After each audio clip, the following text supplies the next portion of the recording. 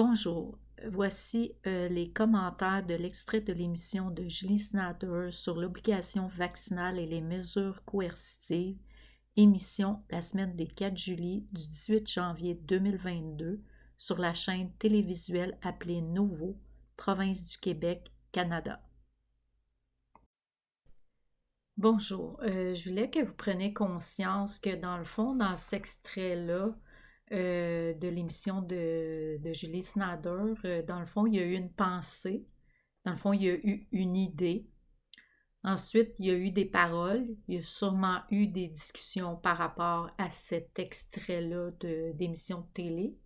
Puis ensuite, il y a eu une action, c'est-à-dire, bon, inviter les deux enfants, la professeure, pour faire l'entrevue.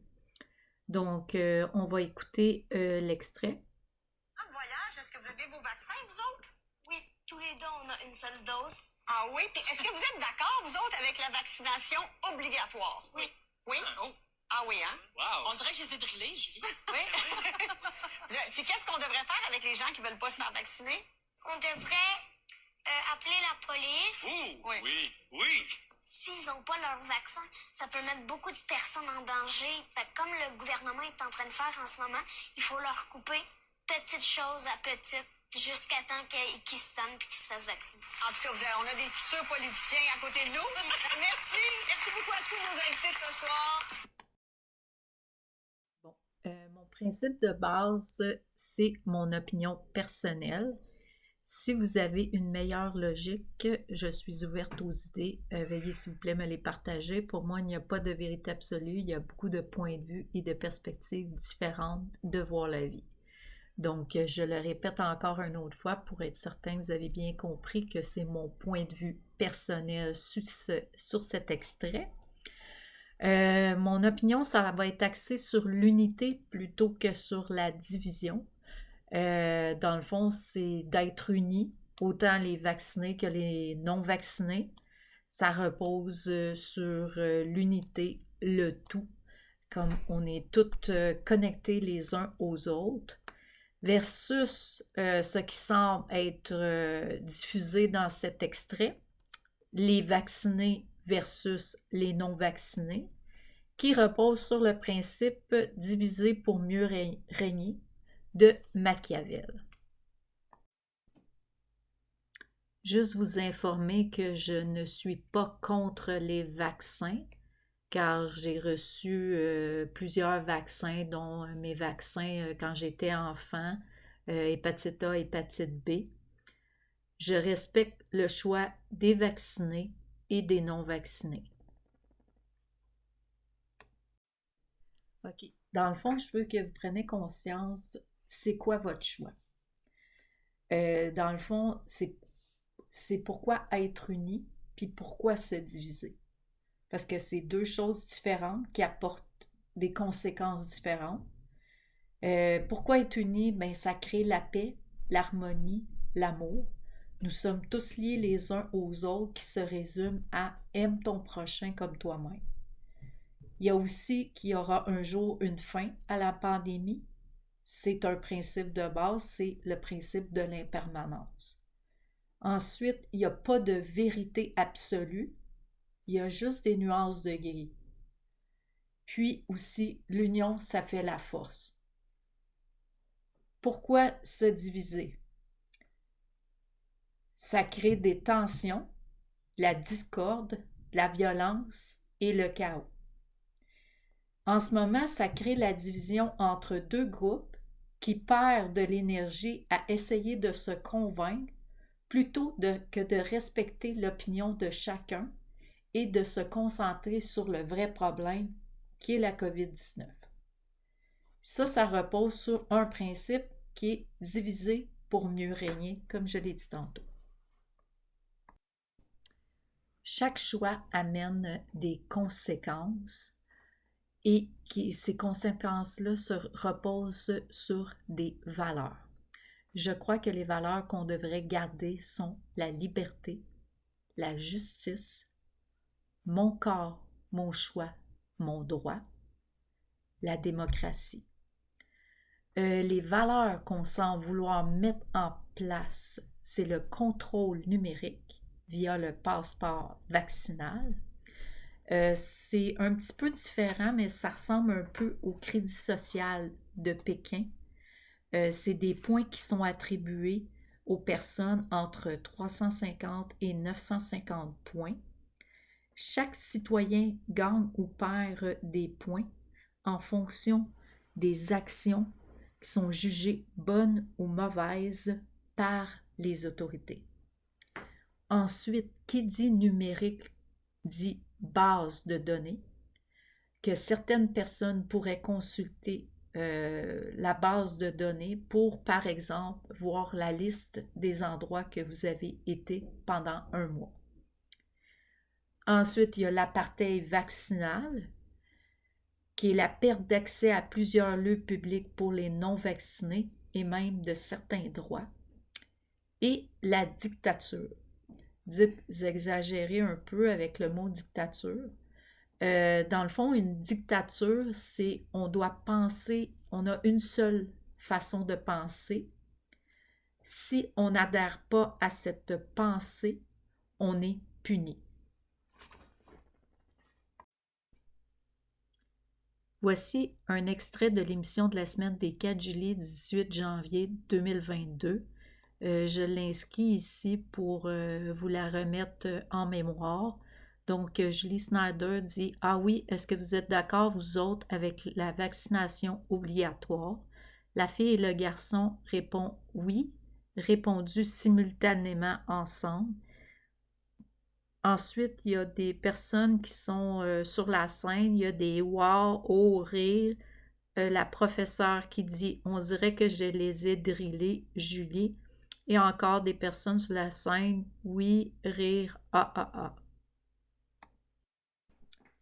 À savoir, fait 1. Un humain a le droit de refuser un traitement médical. L'aide médicale à mourir, c'est un choix.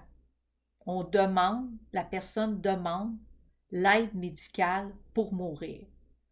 Donc, je crois que nous avons aussi le choix de refuser un vaccin.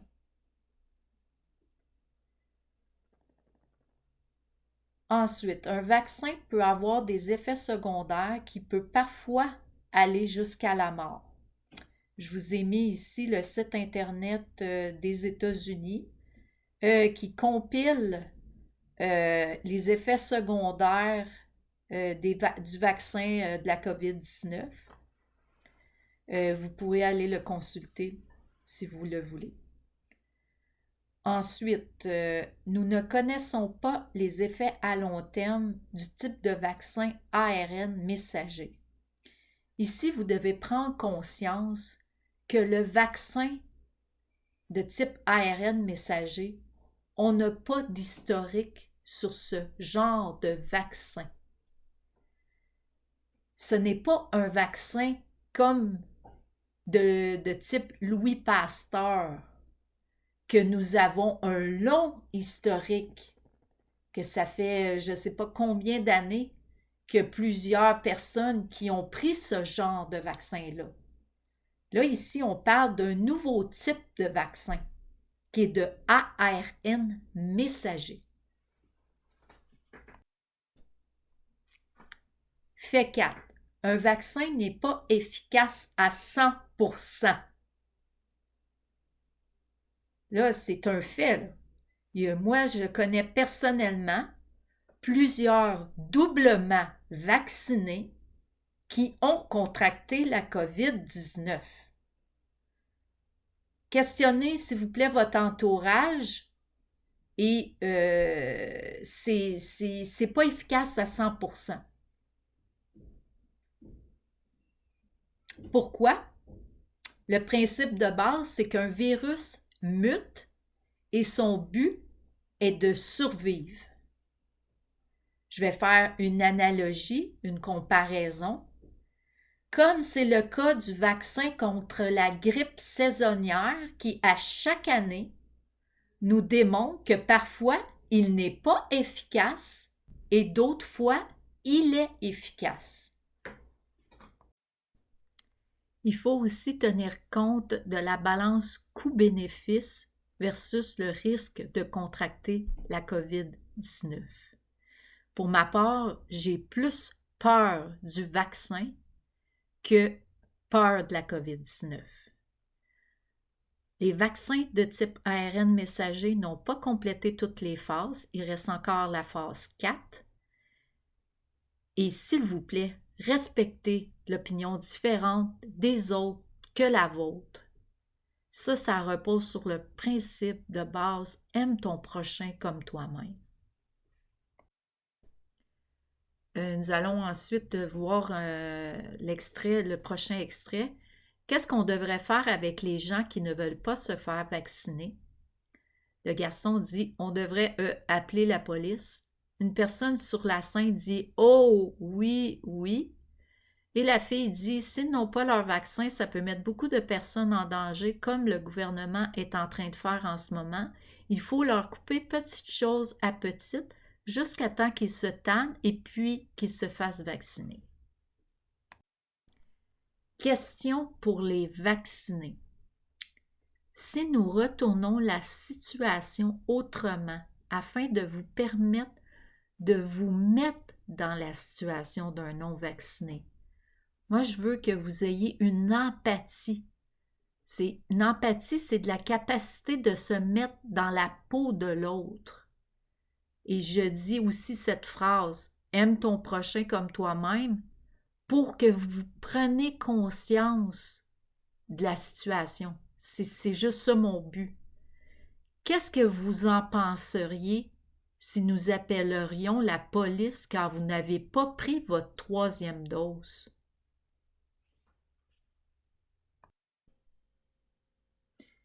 Dans le fond, je voulais revenir sur le rôle d'un policier. Le rôle d'un policier, ça se résume en 3 mots.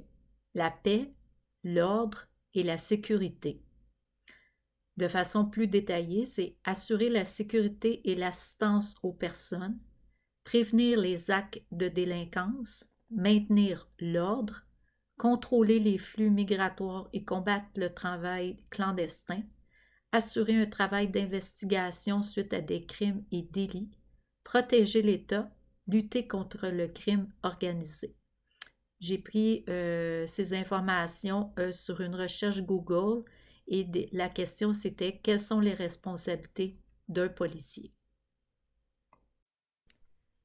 On va faire une discussion sur le fait que les non-vaccinés sont dangereux. Parce que la fille a dit « S'ils n'ont pas leur vaccin, ça peut mettre beaucoup de personnes en danger. » Pour répondre à cette affirmation, j'aimerais bien que tu m'expliques comment un non-vacciné peut mettre beaucoup de personnes en danger. J'ai fait un tableau pour que vous compreniez mieux. C'est un fait, le virus ne fait pas de distinction entre un vacciné et un non-vacciné. Son but, c'est de survivre. Donc, j'ai mis en rouge, qu'est-ce qui est dangereux? C'est un vacciné qui a la COVID-19, il est malade et il peut contaminer les autres. Un non-vacciné qui a la COVID-19, il est malade et il peut contaminer les autres. Par contre, j'ai mis ça en vert. Un vacciné qui n'a pas la COVID-19, il est en santé, il ne propage pas le virus. Mais aussi, un non-vacciné qui n'a pas la COVID-19, il est en santé, il ne propage pas le virus. Je vais le répéter pour être certain que vous avez bien compris. Un non-vacciné qui n'a pas la COVID-19, il est en santé, il ne propage pas le virus. Donc, la morale de l'histoire, le danger, c'est la COVID-19. Donc, la morale de l'histoire, c'est que le danger, c'est la COVID-19. Je répète, la morale de l'histoire, le danger, c'est la COVID-19. Et non, ce n'est pas un non-vacciné qui n'a pas la COVID. Et non, ce n'est pas un non-vacciné qui n'a pas la COVID.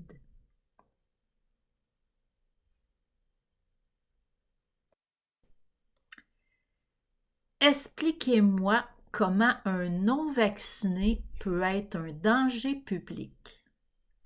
Depuis le 1er septembre 2021, un non-vacciné, il ne peut pas contaminer le Centre Bell, la place Bell, parce qu'il n'a pas le droit d'y aller. Un non-vacciné ne peut pas contaminer les salles de spectacle parce qu'il ne peut pas y aller. Un non-vacciné ne peut pas aller dans les bars, les discothèques, les bistrots, les karaokés parce qu'il ne peut pas y aller. Un non-vacciné ne peut pas aller dans les festivals à l'extérieur car il ne peut pas y aller. Un non-vacciné ne peut pas contaminer les salons de l'auto, de l'habitation, etc. parce qu'il ne peut pas y aller. Un non-vacciné ne peut pas contaminer le musée des Beaux-Arts, le musée de la Pointe-à-Calière ou toute autre exposition parce qu'il ne peut pas y aller. En plus, un non-vacciné, il ne peut pas contaminer les salles de cinéma parce qu'il ne peut pas y aller. Ensuite, il y a un non-vacciné, il ne peut pas contaminer Illumi à l'extérieur et les centres de ski alpin parce qu'il ne peut pas y aller. Un non-vacciné, il ne peut pas contaminer la Ronde, le parc aquatique Saint-Sauveur, Pointe-à-Calumet, l'aquarium, Jardin botanique de Montréal, Biodôme, etc. parce qu'il ne peut pas y aller. Puis un non-vacciné, il ne peut pas contaminer les gyms, les centres de yoga, les centres communautaires, etc. parce qu'il ne peut pas y aller. Puis depuis le 18 janvier 2022, il ne peut pas contaminer les SAC puis les SQDC parce qu'il ne peut pas y aller. Puis depuis le 24 janvier 2022, un non-vacciné, il ne peut pas contaminer les commerces de 1500 mètres carrés, c'est-à-dire le Costco, Canadian Tire, les Walmart, etc., parce qu'il ne peut pas y aller.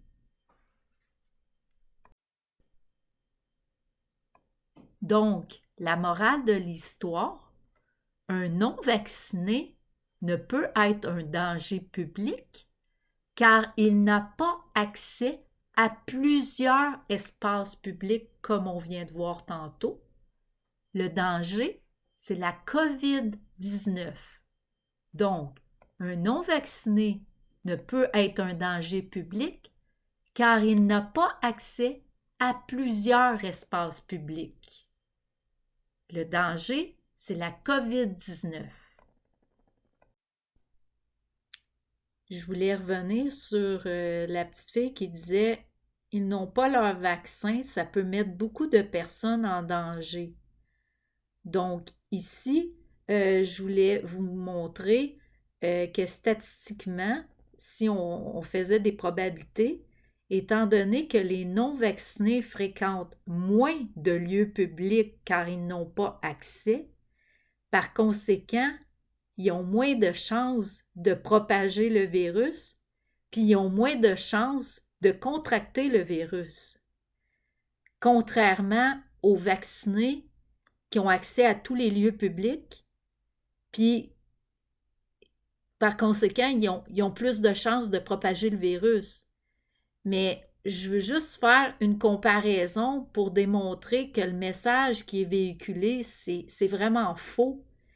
Puis aussi, je veux qu'on garde à l'esprit de rester unis contre la COVID-19. Les vaccinés, les non-vaccinés, le danger, c'est la COVID-19.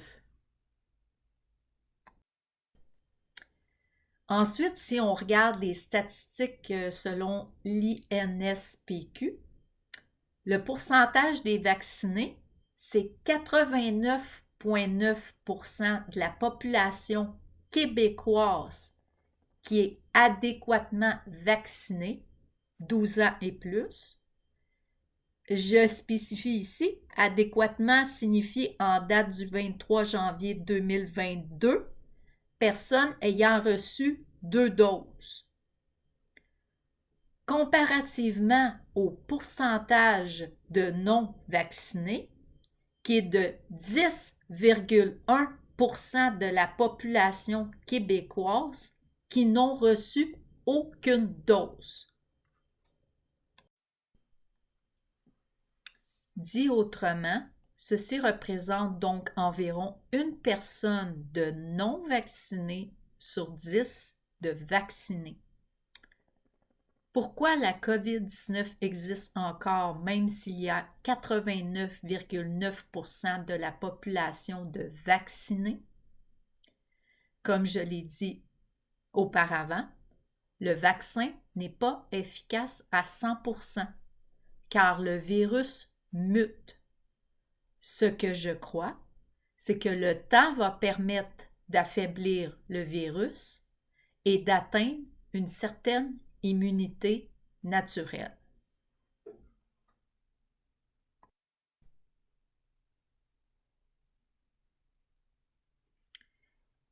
Ici, on va parler de ségrégation vaccinale. La définition de ségrégation, je l'ai modifiée un peu. J'ai pris la source, c'est Wikipédia. Vous verrez que j'ai modifié certains mots pour, dans le fond, un mot. C'est à place de racial, ce serait vaccinal. Donc, on va la lire.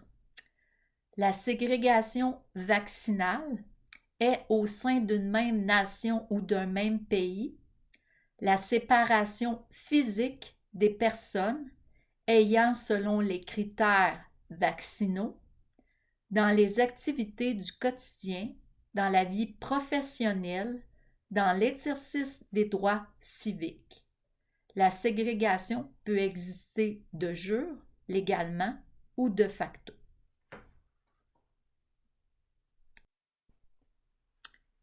Voici aussi d'autres choses que les vaccinés subissent.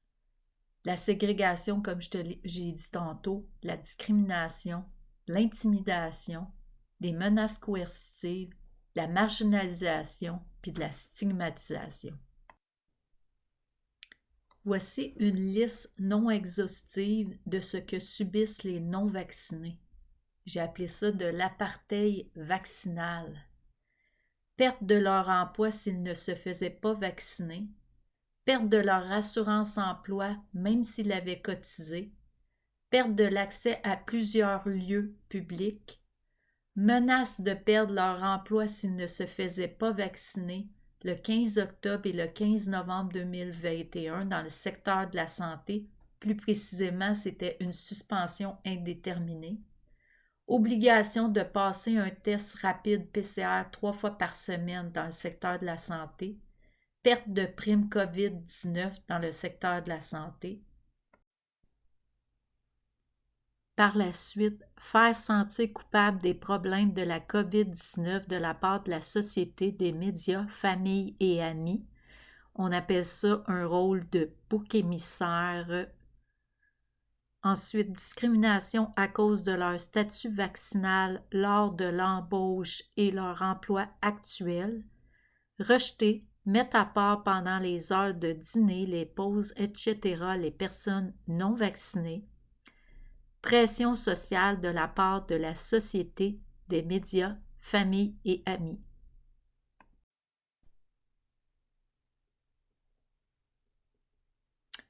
Ici, j'ai fait une petite liste des sentiments et émotions vécus par les non-vaccinés, mais aussi par les vaccinés. De l'insécurité, du stress, impuissance, sentiment de détresse psychologique, de l'humiliation, de l'oppression, de la culpabilité, de l'incompréhension, injustice, révolte, de la peur, de la colère, de la tristesse, dépression, solitude, consommation d'alcool et de drogue, perturbation du sommeil, angoisse, anxiété, harcèlement psychologique, etc. Qu'est-ce que j'aimerais que vous reteniez, c'est soyons unis contre la COVID-19. J'aimerais aussi que les vaccinés prennent conscience que les non-vaccinés, ils subissent la pandémie de la COVID-19, puis en plus, ils subissent l'état d'être non-vaccinés. Qu'est-ce que j'aimerais, c'est que les vaccinés ils soient empathiques à notre statut de non-vacciné. Empathie, ça veut dire c'est la capacité de se mettre dans la peau de l'autre. Puis aussi, c'est respecter le choix de ton prochain comme celui-ci respecte le tien. Mais au-delà de tout ça, on est tous dans le même bateau. On vit des émotions puis des sentiments qui sont pareils.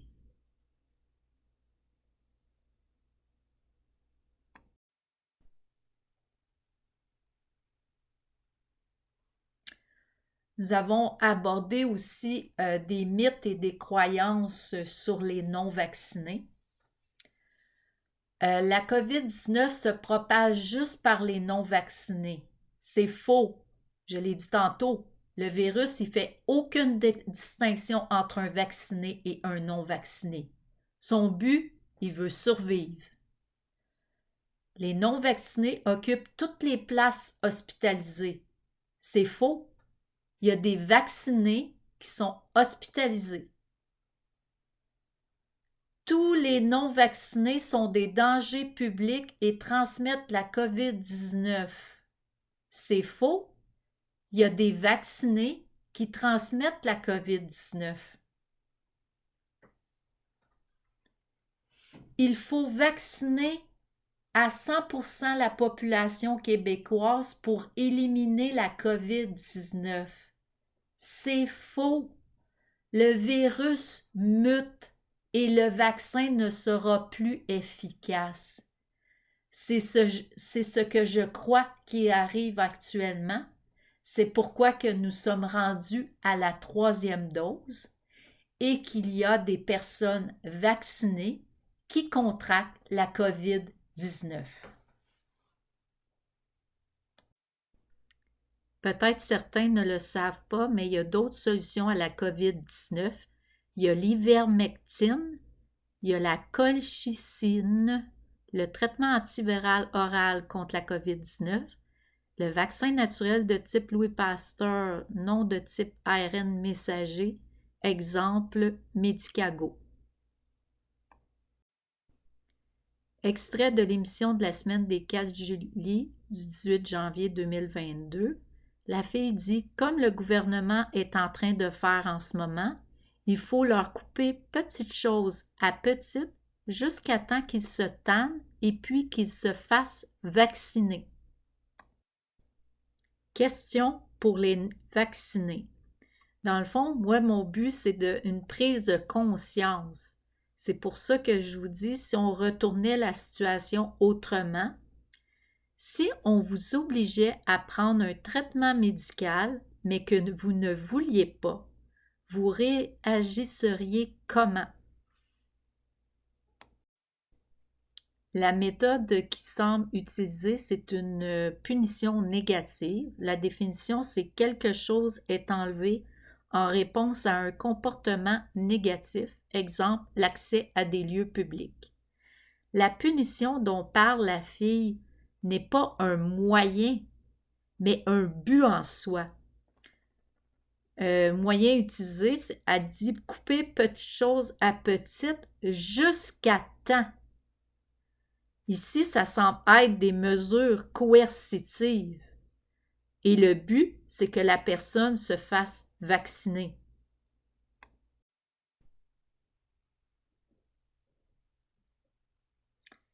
Je voulais aussi parler du mot propagande.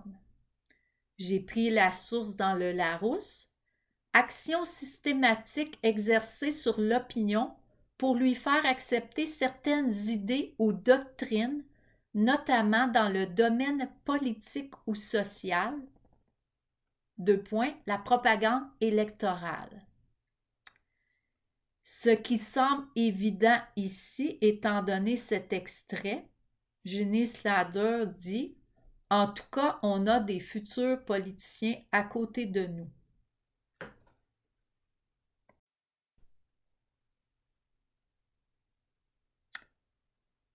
Ici, je voulais faire un retour un peu plus général. C'est les idées véhiculées contre les non-vaccinés dans cet extrait. On doit appeler la police car ils ne sont pas vaccinés. Ça sous-tend que les non-vaccinés sont des criminels. Obligation de se faire vacciner. Ça sous-tend que nous n'avons pas le choix dans une société supposément démocratique qui est le Québec. Instauration de mesures qui semblent être coercitives, c'est-à-dire jusqu'à temps qu'ils se fassent vacciner.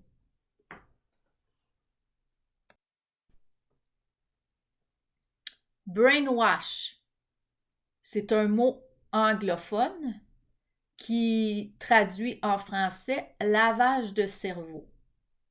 La définition regroupe des procédés qui auraient la faculté de reconditionner le libre arbitre d'un individu par la modification cognitive, peut être aussi physiologique et neurologique du cortex cérébral. La source Wikipédia.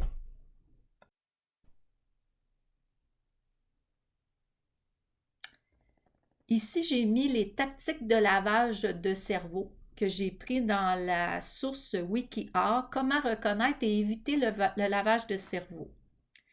Personne qui essaie de vous isoler, vous ou un proche, des influences extérieures, torture mentale, émotionnelle, physique, fait apparaître l'appartenance à un groupe plus attrayant, vacciné, que l'exclusion de ce groupe non vacciné. Ça, vacciné, non vacciné, en passant, je l'ai rajouté pour mettre en évidence la situation. Et aussi, ce but-là, c'est diviser pour mieux régner. Et récompense de la victime une fois qu'elle a plié, le passeport vaccinal.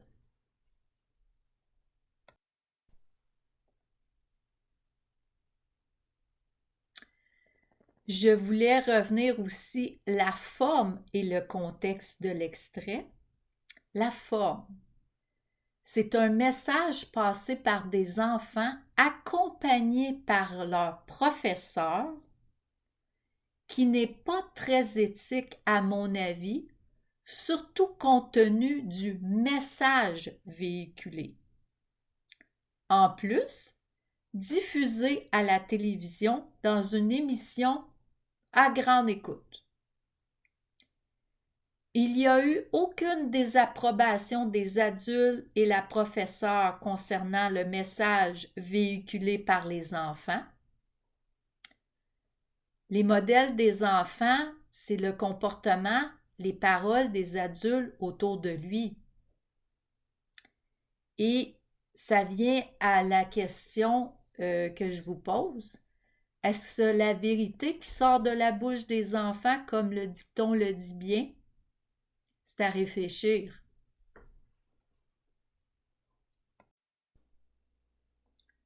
Le contexte, c'est un type d'entrevue sous forme de questions de Julie Snyder dont les réponses sont émises par une fille et un garçon. Ceci ne semble pas être un contexte d'humour, mais sérieux comme celle d'une entrevue avec un invité adulte.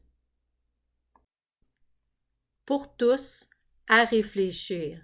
S'il faut vous persuader, rappeler, mettre la pression, mentir, inciter, contraindre, intimider, faire honte socialement, culpabiliser, menacer, punir et criminaliser, si tout cela est considéré comme nécessaire pour obtenir votre consentement, vous pouvez être absolument certain que ce qui est promu n'est pas dans votre meilleur intérêt.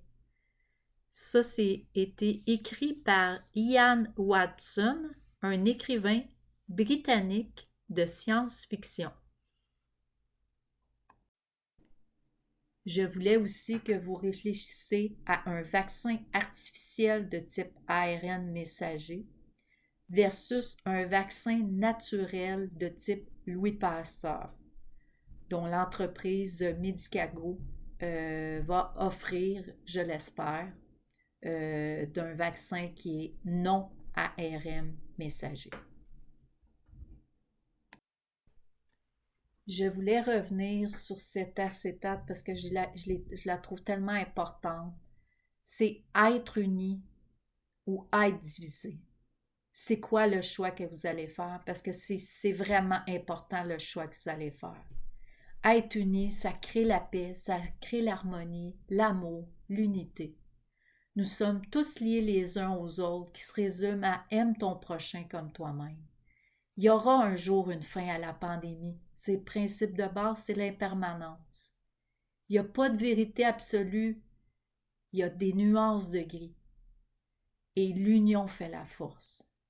Être divisé, ça crée des tensions, de la discorde, de la violence, le chaos.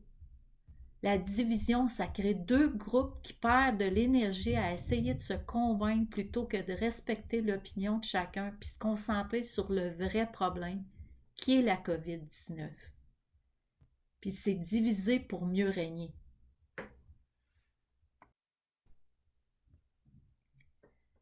Puis, je fais encore la boucle avec les valeurs. C'est quelles sont vos valeurs, puis c'est quoi vous les transmettre à vos enfants.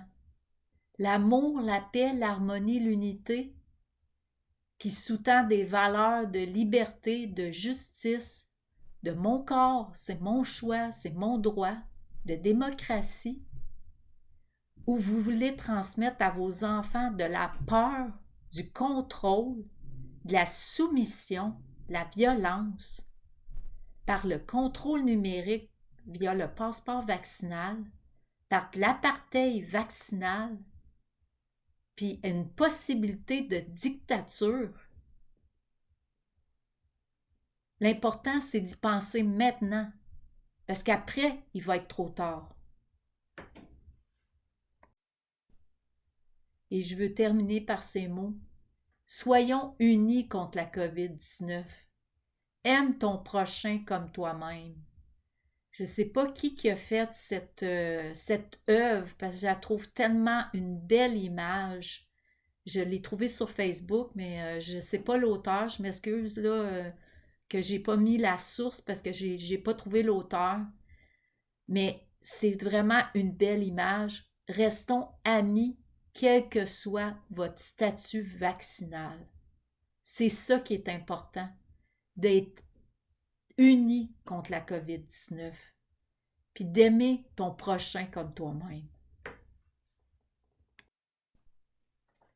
Je veux terminer par cette image d'une chandelle qui dégage une lumière pour vous faire rappeler de garder espoir, puis aussi de se rappeler qu'il va y avoir une fin à la COVID-19.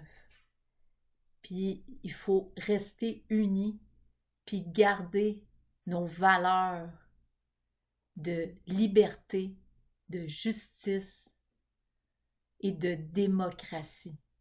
C'est important. Il faut rester unis, il faut rester unis.